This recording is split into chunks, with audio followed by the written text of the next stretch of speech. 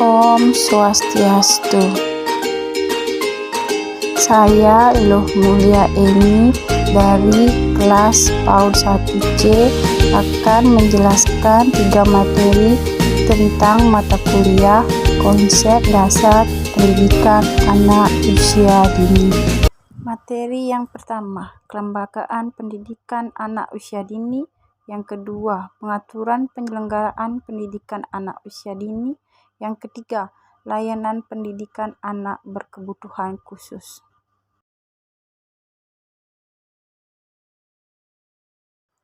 Materi pertama, kelembagaan pendidikan anak usia dini. PAUD adalah suatu upaya pembinaan yang ditujukan kepada anak dari umur 0 sampai 6 tahun yang dilakukan melalui pemberian rangsangan pendidikan untuk membantu perkembangan pertumbuhan jasmani dan rohani anak, di mana pendidikan ini diberikan sebelum anak memasuki jenjang pendidikan sekolah dasar. Pendidikan anak usia dini memiliki tujuan untuk membentuk anak yang berkualitas, yaitu anak yang tumbuh dan berkembang sesuai dengan tingkat perkembangannya, dan untuk menyiapkan anak mencapai kesiapan belajar di sekolah. Adapun bentuk-bentuk PAUD dibagi menjadi 3. Yang pertama, PAUD formal. PAUD formal adalah pendidikan anak usia dini yang terstruktur dan diselenggarakan oleh lembaga pendidikan resmi.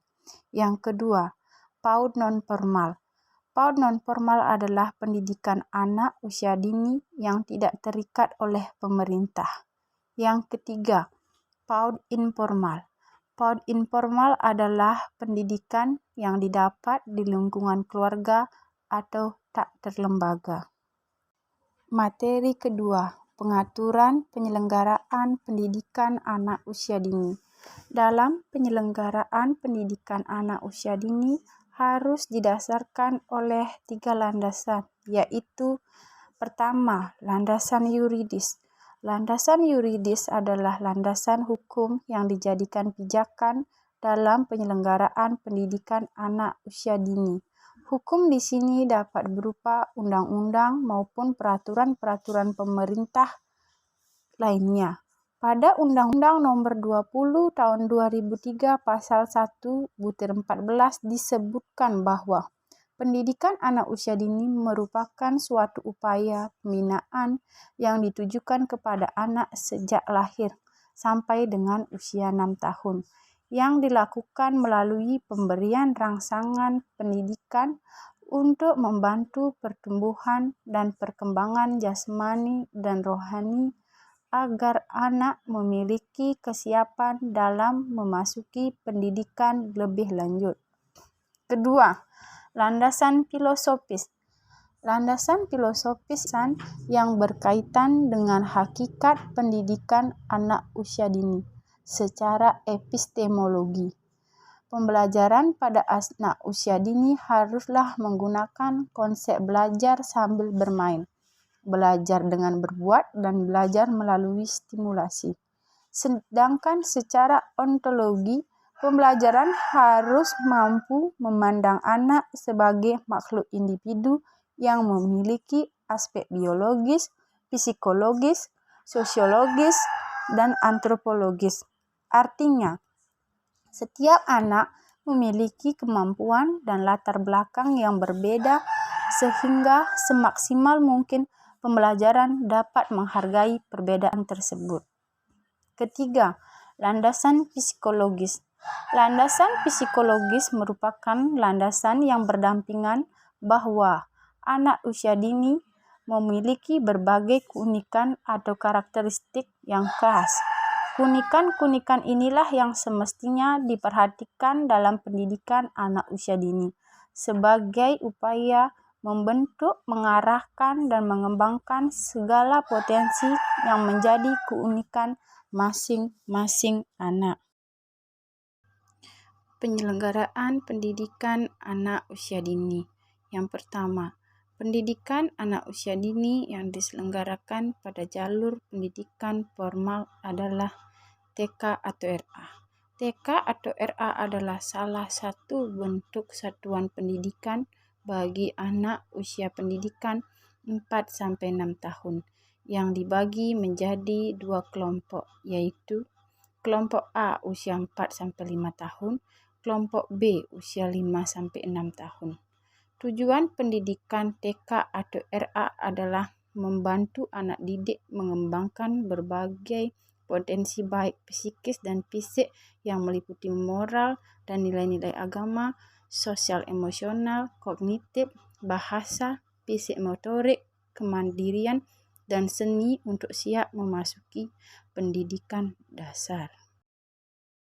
Yang kedua, pendidikan anak usia dini yang diselenggarakan pada jalur pendidikan non-formal adalah pertama, kelompok bermain.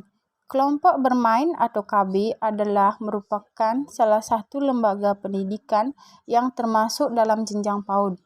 Kelompok bermain diperuntukkan bagi anak berusia 2-4 tahun. Tujuan KB adalah membantu meletakkan dasar pengembangan sikap, pengetahuan, keterampilan, dan daya cipta yang diperlukan oleh anak didik dalam menyesuaikan diri dengan lingkungannya. Yang kedua, tempat penitipan anak atau TPA. TPA adalah merupakan wahana pelayanan pendidikan anak usia 3 bulan sampai 6 tahun yang berfungsi sebagai pengganti keluarga dalam jangka waktu tertentu selama orang tuanya bekerja atau sebab lain. Tujuan TPA adalah memenuhi kebutuhan pengasuhan, pembinaan, bimbingan sosial anak balita selama anak tidak bersama orang tua. Yang ketiga, pendidikan anak usia dini yang diselenggarakan pada jalur pendidikan informal adalah Bina Keluarga Balita atau BKB. BKB adalah merupakan sebuah program dari pemerintah dalam rangka pembinaan keluarga untuk mewujudkan tumbuh kembang balita secara optimal. Sasaran BKB adalah orang tua yang memiliki anak balita usia 0-5 tahun. Tujuan BKB adalah untuk meningkatkan kesadaran bagi ibu dan anggota keluarga lainnya tentang pentingnya proses tumbuh kembang balita secara optimal. Materi ketiga, layanan pendidikan anak usia dini berkebutuhan khusus. Apa yang dimaksud dengan anak berkebutuhan khusus? Anak berkebutuhan khusus adalah anak yang mengalami keterbatasan atau keluarbiasaan, baik fisik, mental, intelektual, sosial maupun emosional, yang berpengaruh secara signifikan dalam proses pertumbuhan atau perkembangannya dibandingkan dengan anak-anak lain yang seusia dengannya. Apa saja sih ciri-ciri anak berkebutuhan khusus? Yang pertama, kontak mata tidak fokus. Yang kedua, lebih suka menyendiri. Yang ketiga, emosional. Dan yang keempat, kesulitan berkomunikasi. Yang termasuk kategori anak berkebutuhan khusus adalah yang pertama, anak dengan gangguan fisik, yaitu tunanetra, tunarungu, dan tunadansa. Yang kedua, anak dengan gangguan emosi dan perilaku, yaitu tunalaras, tunawicara, dan hiperaktif. Anak dengan gangguan intelektual yaitu tunagrahita, anak lambat belajar, dan autis. Beberapa model layanan pendidikan anak berkebutuhan khusus adalah yang pertama, sekolah luar biasa atau SLB. Yang kedua, sekolah luar biasa berasrama. Yang ketiga, kelas jauh atau kelas kunjung. Yang keempat, sekolah dasar luar biasa. Bagaimana cara kita di PAUD dalam menghadapi anak yang berkebutuhan khusus? Pendidikan anak berkebutuhan khusus pada PAUD memerlukan perhatian dan layanan pendidikan yang sesuai dengan kondisi kekhususannya.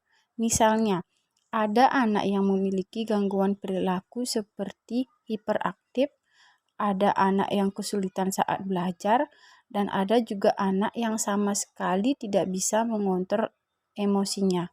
Disinilah peran guru sangat-sangat dibutuhkan dalam memberikan pelayanan pendidikan. Guru dapat mendeteksi, memahami bahwa anak itu perlu pelayanan khusus. Guru harus melakukan identifikasi di mana untuk mengenali dan menemukan anak berkebutuhan khusus melalui kegiatan sehari-hari yang biasanya dilihat dari kondisi fisiknya, kemampuan intelektualnya dalam menerima pelajaran dan mengerjakan tugas-tugasnya di sekolah. Kedua, kemampuan komunikasinya dalam kesanggupan anak memahami dan mengekspresikan gagasannya dan berinteraksi terhadap lingkungan sekitar dan yang keempat, sosial emosionalnya dalam kegiatan dan aktivitas yang dilakukan seorang anak dalam kegiatan interaksinya dengan teman-teman maupun guru. Bagaimana peran orang tua dan guru terhadap khusus? Yang pertama, sebagai pendamping utama yang membantu tercapainya tujuan layanan, penanganan, dan pendidikan anak. Yang kedua, sebagai advokat yang mengerti, mengusahakan, dan menjaga anak dalam mendapat layanan pendidikan sesuai dengan karakteristik khususnya. Yang ketiga, sebagai sumber data yang lengkap dan benar mengenai diri anak dalam usaha interpretasi perilaku anak.